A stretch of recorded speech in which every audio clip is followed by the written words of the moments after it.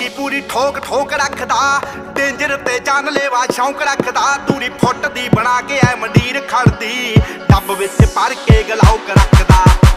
ਟਿੱਕੀ ਪੂਰੀ ਠੋਕ ਠੋਕ ਰੱਖਦਾ, ਡੇਂਜਰ ਤੇ ਜਾਨਲੇਵਾ ਸ਼ੌਂਕ ਰੱਖਦਾ। ਦੂਰੀ ਫੁੱਟ ਦੀ ਬਣਾ ਕੇ ਐ ਮੰਡੀਰ ਖੜਦੀ, ਡੱਬ ਵਿੱਚ ਭਰ ਕੇ ਗਲਾਉਕ ਰੱਖਦਾ। ਓ ਖੂਨ ਨੂੰ ਦਲੇਰੀ ਰਹਿੰਦੀ ਪੰਪ ਕਰਦੀ, ਲੋ ਰਾਈਡਰ ਸੜਕੀ ਉੱਤੇ ਜੰਪ ਕਰਦੀ। ਅੱਲੜਾਂ ਦੇ ਸੀਨੇ ਠਾਰਦੀ ਆ।